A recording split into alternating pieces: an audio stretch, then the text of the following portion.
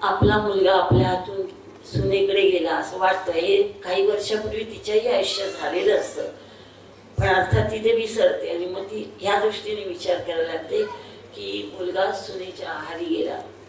आपल्या बायकांचं तसं नसतं, त्याच्याही पलीकडे हा माझा संसार, हा डबा मी घेतला होता, ते मला माझ्या सासूकडून मिळालं होतं, मी माझं घर असंच छान ठेवलं होतं, मी कसं छान करत होते।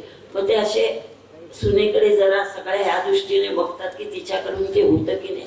आता प्रत्येक व्यक्तिमत्व हे वेगळं असल्यामुळे प्रत्येकाकडून आपल्यासारखंच होईल अशी अपेक्षा करणं चुकीचं आहे असं मला वाटतं। सुखी संसाराचं सूत्र जाणून घ्यायचं असेल तर या सून संमेलनाला हजेरी लावलीच पाहिजे।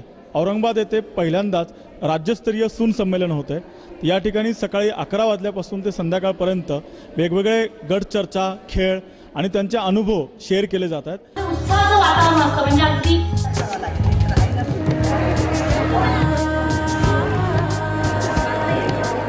आपल्यासोबत इथे आहे गट चर्चा करण्यासाठी ग्रुप जमलेला आहे। तर सासू आणि सुनांचं नातेसंबंध कशा प्रकारे हळूहळूपणे उमलत जातं याबद्दल आपण त्यांच्याकडून जाणून घेऊया की या गट चर्चामधून नेमकं काय जाणून घेता येते। माझी सासू ज्यावेळेस होते त्यावेळेस मला त्यांचं अजिबात प्रेम भेटलं नाही। माझ्या मुलांना मी स्वतः वाढवलं, पण माझ्या नात्याला मी तसं करत नाही। मी तिथं पूर्ण 3 वर्ष चांगलं सांभाळलं तिला। सुंदरी माझी नोकरीला जात होती तरी मी तिला चांगलं सांभाळलं। माझी मुलगी जेव्हा लहान होती तेव्हा मला असं वाटायचं की तिने अभ्यास केला पाहिजे, आणि तिला मी अभ्यास दिलेला असताना माझ्या सासूबाई तिला काहीतरी गोष्ट सांगायला बोलवायच्या आणि त्या गोष्ट सांगायच्या। तर तेव्हा माझी फार चिडचिड व्हायची की अभ्यासाची वेळ वेगळी ठेवायची आणि गोष्टी सांगण्याची वेळ वेगळी करायची। असं करून आम्ही त्यातनं मार्ग काढला।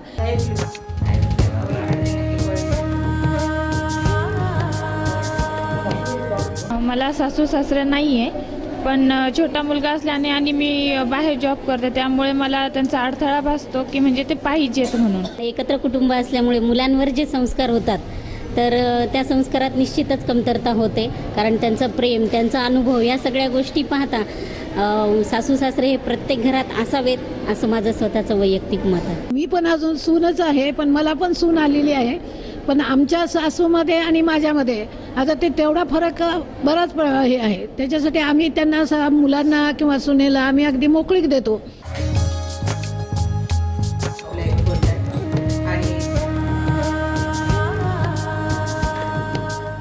एकंदरीत माझा अनुभव नाही आहे, कारण मी सध्या लग्न नाही झालेलं, पण एक भावी सून म्हणून जर विचार केला तर सासू सासरे हे मुलांना खरंच म्हणजे त्यांची काळजी घेणारे, त्यांना संस्कार, त्यांचे पालनपोषण करणारे असेच असावेत। मी लग्नानंतर म्हणजे मूल झाल्यानंतर चाकोरी बाहेरचं शिक्षण घेतलं, म्हणजे BJ केलं आणि MMCJ केलं, पत्रकारितेचं शिक्षण।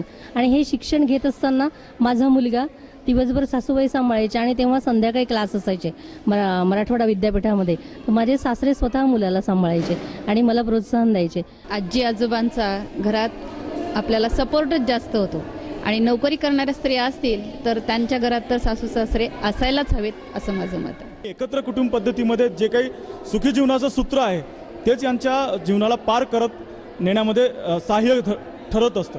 विवेक राजूरकर, औरंगाबाद, भारत फॉर इंडिया।